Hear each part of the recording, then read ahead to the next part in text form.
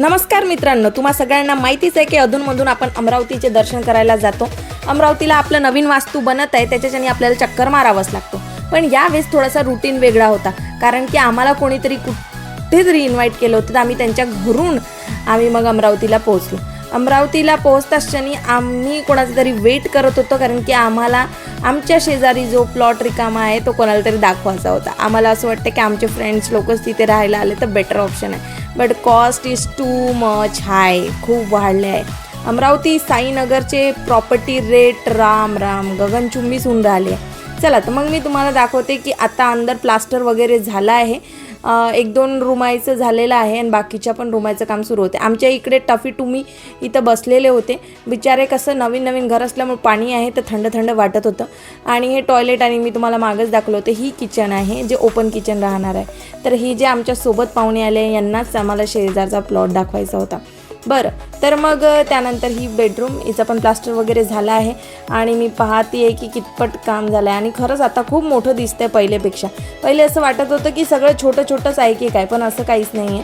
व्हेंटिलेशनसाठी ठेवलेली ही विंडोज आहे, ते पण चांगलं आहे.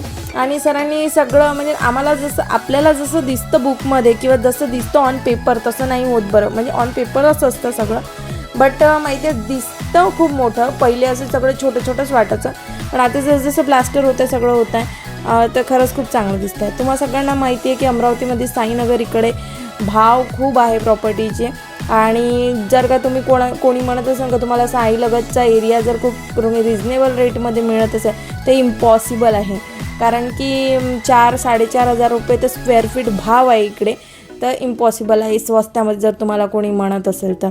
आणि त्यासोबतच काम खूप बऱ्यापैकी झालं होतं, पण मी व्हिडिओ लेट टाकत आहे कारण की खूप काही कामं होती, त्याच्यामुळे मी व्हिडिओ टाकू शकली नाही. पर दुसरं सांगण्याचं कारण हे आहे की बघा, काम इथपर्यंत झालेलं आहे. आणि मला वाटते नेक्स्ट मी 2nd सॅटर्डेला तर जाऊ नाही शकणार, पण 4th सॅटर्डेला मी जाईन तर मला वाटतं त्या बऱ्यापैकी काम होणार. आणि त्यासोबतच दुरून दिसायला आता प्रॉपर्टी अशी काहीतरी दिसते आणि खूप चांगली दिसते. जाताना बघा एवढे प्लॉट रिकामे, इकडले कुठलेच विकणार नाही, त्या बाजूचा प्लॉट आहे फक्त विकायचा. त्यानंतर मग आम्ही निघालो आणि आम्हाला मोहन टेक्सटाईल्समध्ये जायचं होतं. तिथे आम्हाला आपलं काय म्हणतं खिडक्यांना लावण्याकरता ग्रॅनाईट वगैरे सिलेक्ट करायला आम्हाला आमच्या आर्किटेक्चरने बोलवलेलं. तर तिथे जाऊन आम्ही मोहन टाईल्स इथे गेलो आणि खूप बढिया सिलेक्शन केलं. आमची रेड क्वीन उन्हात उभी होती, निदान आम्हाला थोडा सावलीत याचा मौका मिळाला. आणि नंतर आम्ही ग्रॅनाईट सिलेक्ट केलं. खूप मोठं आणि भारी कलेक्शन होतं. पुढच्या पण व्हिडिओमध्ये मी तुम्हाला दाखवून नव्हतं कलेक्शन. नंतर मग आम्ही दसरा मैदानला गाडी ठेवून आम्ही मस्त ॲटो पकडला आणि आम्ही जोशी मार्केटमध्ये शॉपिंग करायला गेलो. आणि तिथे लिटरली गर्दी खूप असते म्हणून मोठी गाडी तिथे पार्क करायला जागा नाही, तर auto is a best option. नंतर जोशी मार्केटमध्ये जसं एंटर केलं तर तसंच बापरे एवढ्या सुंदर बांगड्याचं कलेक्शन, बांगड्यांची दुकानं. नंतर मग आम्ही एका ठिकाणी गेलो, तिथून आम्ही नवरींची ज्वेलरी सिलेक्ट केली.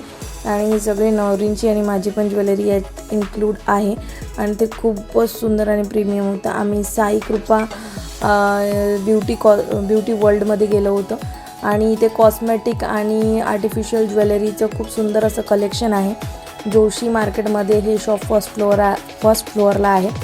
मस्ट विजिट आहे. इथे काश्मीरी झुमके, जे ट्रेंडिंग झुमके तुम्हाला पाहिजे ते सगळं अवेलेबल होतं. कदाचित तुम्ही कधी अमरावतीला गेले, जसं मी हिंगणघाटवरून पोचली, तर तुम्ही पण कदाचित पोहोचले तर नक्कीच जा. तुम्हाला इथे ट्रेंडी कलेक्शन मिळणार आणि सगळं तुम्हाला बढिया रिजनेबल असं एकदम हेवी रेट नाही, ते रिजनेबल रेटमध्ये सगळं अफोर्डेबल रेटमध्ये मिळणार. त्यासोबतच ते डिस्काउंट पण देतात. तर मस्ट बाय प्रॉडक्ट आहे. आणि त्यातल्या त्यात तिचे जे कस्टमरला हँडल करणारा स्टाफ आहे किंवा ते स्वतः तिच्या ओनर आहे, तर सगळेजण फ्रेंडली आहे आणि तुम्हाला सांगाल तुम्हाला काय सूट होतं काय नाही होत. तर मस्ट तुम्ही नक्कीच जाऊन एक वेळा विजिट करू शकता. आणि कलेक्शन खूप भारी होतं सगळ्याच गोष्टीचं. आणि जा कधीतरी. आणि अमरावतीला बढिया होता एक्सपिरियन्स, कारण की मी आतापर्यंत मुंबईला तर नेहमी मॉल्स वगैरेमधून परचेसिंग केली आहे, पण अमरावती हे माझं फर्स्ट टाईम असं काहीतरी पाहण्यासाठी. त्याने आमची लाडूबाईला बसवलं एका शॉपमध्ये, आम्ही पुन्हा गेलो होतो. तर आणि खूप बढिया एक्सपिरियन्स होता आहे. आणि नवरीन जाम खुश होती की हां दणक्याचे शॉपिंग झाली आहे आपली. आणि मी पण खुश होती पैसे खर्च करून आमच्या होचे. आणि त्यासोबतच खूप सुंदर असं ट्रेंडी कलेक्शन यांच्याकडे बांगड्यांचं, चुड्यांचं आणि हळदीच्या सगळ्याच ओकेजनचं होतं. मस्ट विजिट आहे आणि खूप सुंदर अशी शॉप होती.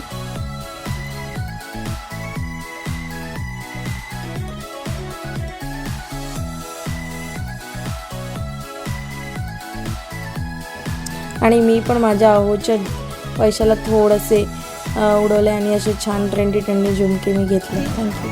तुमचा ॲड्रेस वगैरे काही? जोशी मार्केट हां शाम. Okay thank you. तर ताईंनी तुम्हाला ॲड्रेस दिला आहे तर नक्की जाऊन एकदा त्यांच्या शॉपला व्हिजिट करा. नंतर आम्ही चुडा सेक्शनला गेलो आणि तिथे पण बांगड्याचं कलेक्शन इतकं भारी होतं राव की काय सांगू.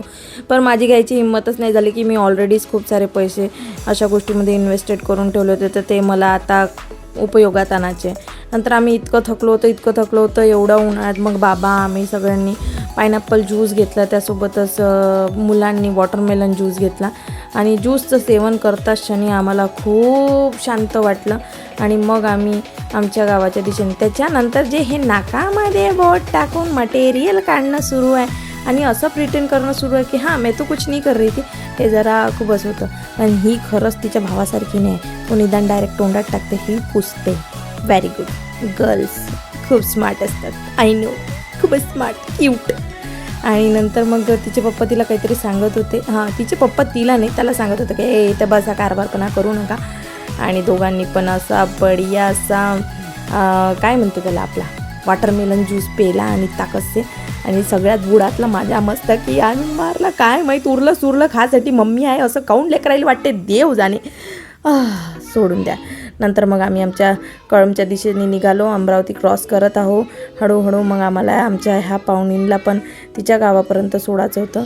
आणि तिला सोडल्यानंतर मग आम्ही आलो आहे आमच्या घरच्या दिशेला. पार थकून गेलो आहे. जसा माझा आवाज निघत आहे तसंच थकलो होतं. गाडीतच यायचं होतं. गाडीत बसून पण थकते माणूस, थकते ठीक आहे, गाडीत बसून पण थकते. आणि जाम थकलो होतं यार. घरी जाता क्षणी असं वाटलं का बस आता खतम, आता झोपायचं. आणि आम्ही खरंच झोपी गेलो. हो खरंच गेलो.